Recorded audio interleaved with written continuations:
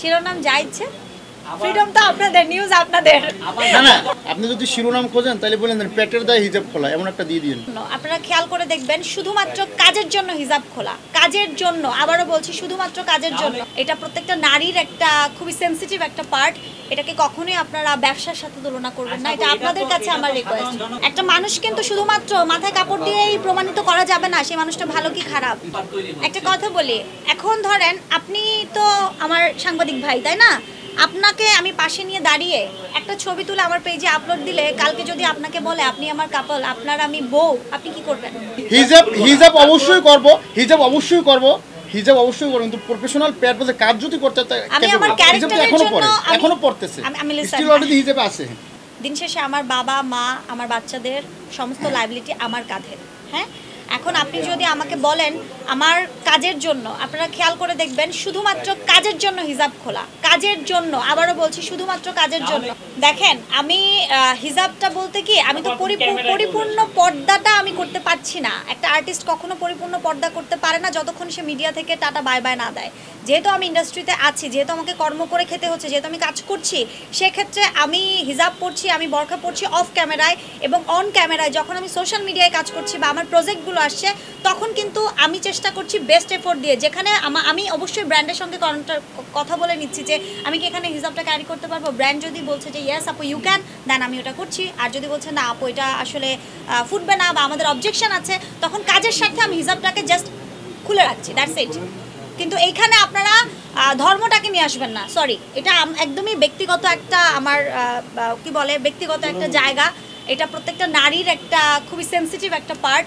এটাকে কখনোই আপনারা ব্যবসার সাথে তুলনা করবেন না, এটা আপনাদের কাছে আমার রিকোয়েস্ট।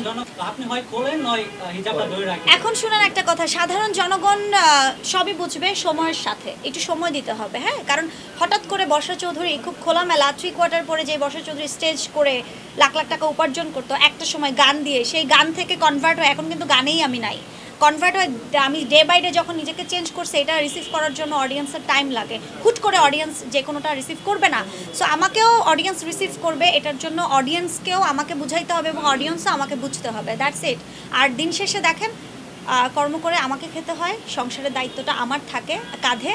ঠিক আপনারা যেমন এখন সবাই ক্যামেরা নিয়ে চলে এসেছেন, আলহামদুলিল্লাহ, আপনারাও এসেছেন আপনাদের প্রফেশন, আপনাদের পেটের তাগিদে, রাইট, আপনাদের নিউজ লাগবে, ঠিক আমার জায়গাটাও কিন্তু সেরকমই। তার মানে দিন শেষে আমরা বলতে পারি কাজের খাতিরে বর্ষা খুলতে পারে হিজাব, কাজের খাতিরে, এবং যদি সেখানে অবজেকশন থাকে, অবজেকশন আবারও নোট করছি, নোট দিস পয়েন্ট, যদি লেখা থাকে বা যদি আমাকে ব্র্যান্ড বলে আপনি এখানে হিজাবটা পড়তে পারবেন না আপু, আমি কিন্তু আমার হাইলি রিকোয়েস্ট করি ব্র্যান্ডের সাথে যখন কাজ করি। তাহলে আমি কোনটাকে আসলে বেশি প্রাধান্য দেব, ইসলামিক মানে ইসলামটাকে নাকি আমার মনটাকে প্রাধান্য দিব আগে।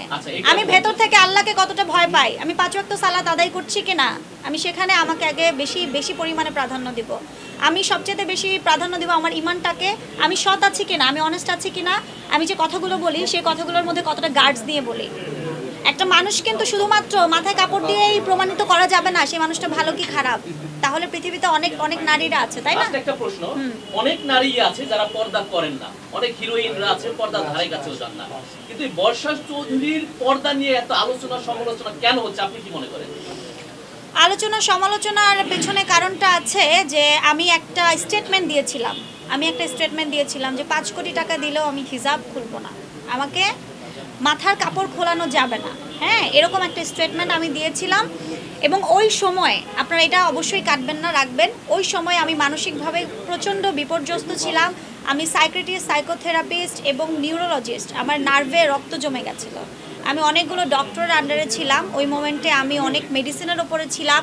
অ্যান্ড তখন হয় না যে আপনারা দেখেছেন আমার যে দুর্ঘটনাটা ঘটে গেল লাস্ট ইয়ারই 2024-এই, তো এরকম ট্রমাটাইজের মধ্যে আমি বুঝতে পারছিলাম না আমি কখন কি বলছি। ইভেন তো ওই লাস্ট স্টেজে যখন আমি বলছি যে 5 কোটি টাকা দিলেও আমি ছাড়তে পারবো না, তখন আমার মাথায় কাজ করে নাই, ভাই আমার বাপ যে হাসপাতালে, বা আমার আব্বুর যে ডায়ালিসিস করাইতে হবে, আমার আব্বুর যে অবস্থা, আমার বাচ্চার যে অবস্থা, আমি তখন কি করব, আমি যে কথাটা বলে ফেললাম, এর জন্য আমি ক্ষমা চাচ্ছি।